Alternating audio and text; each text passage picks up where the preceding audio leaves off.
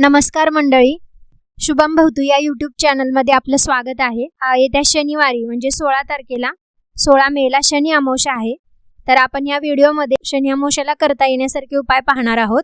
आपल्या सर्वांना माहीतच असेल की शनिदेव हे कर्माचे देव आहेत। पहिला उपाय म्हणजे आपलं कर्म चांगलं ठेवायचं।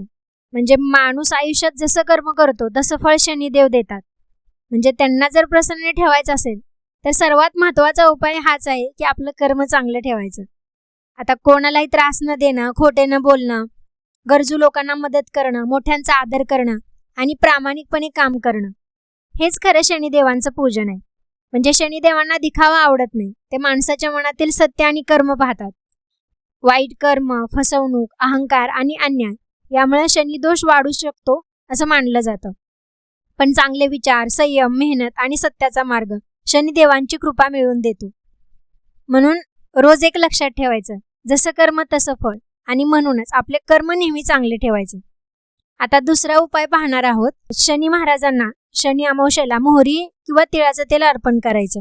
अर्पण करत असताना ओम शनीश्वराय नमः या मंत्राचा जप करावा। याच्यानंतर तिसरा उपाय काळे उडीद आणि काळे तीळ हेही अर्पण केलं तरी चालतं। म्हणजे काळा रंग हा शनिदेवांशी संबंधित मानला जातो। मंदिरात जाऊन शनिदेवांच्या प्रतिमेसमोर हे आपण अर्पण करू शकतो। चौथा उपाय पिंपळाच्या झाडाखाली तिळाच्या किंवा मोहरीच्या तेलाचा दिवा लावायचा। शक्य असल्यास पिंपळाच्या झाडाला जल अर्पण करून शांत मनाने प्रार्थना करायची। तसंच श्रीफळी अर्पण केलं तरी चालतं पिंपळाच्या झाडाला। पाचवा उपाय म्हणजे काळ्या कपड्यात नारळ गुंडाळायचा आणि तो शनिदेवांना अर्पण करायचा। या उपायामुळे मानसिक शांती मिळते आणि अडथळे कमी होतात। सहावा उपाय म्हणजे आपल्या यथाशक्ती यथामती गरजूंना काळे तीळ असेल, लोखंडाची वस्तू, काळे कपडे, काळी छत्री किंवा एखादी उपयुक्त वस्तू दान करायची। कारण शनिदेवांना सेवा, दया आणि दान हे अतिशय प्रिय आहे। म्हणजे गरजू व्यक्तीला मदत केल्यानं शनिदेवांची कृपा प्राप्त होते अशी श्रद्धा आहे।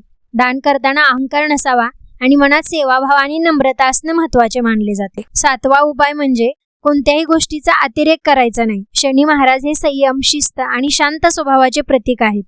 म्हणून जीवनात कोणत्याही गोष्टीचा अतिरेक टाळणं महत्त्वाचं आहे। विशेषतः शनिवारी वादविवाद, राग आणि कटू बोलणे टाळायचं। रागावर नियंत्रण ठेवून शांत मनाने वागण्याचा प्रयत्न करावा। अतिराग, अहंकार आणि चुकीचे वर्तन यामुळे नात्यांमध्ये दुरावा निर्माण होऊ शकतो। संयम आणि नम्रता जीवनात सकारात्मकता निर्माण करतात। शनिदेवांना शांत आणि सत्यप्रिय स्वभाव प्रिय मानला जातो। म्हणून प्रत्येकाशी आदरानं वागायचं आणि मन शांत ठेवायचं। कधी कधी असं होतं बघा, म्हणजे कष्ट करत असून पण योग्य ते फळ मिळत नाही। पण हीच तर आयुष्यातली खरी परीक्षा असते। अशा वेळी निराश न होता आपल्या इष्ट देवतेच्या नियोजनावर विश्वास ठेवावा। कारण योग्य वेळ येण्यापूर्वी ईश्वर माणसाला संयम, धैर्य आणि अनुभव शिकवत असतो।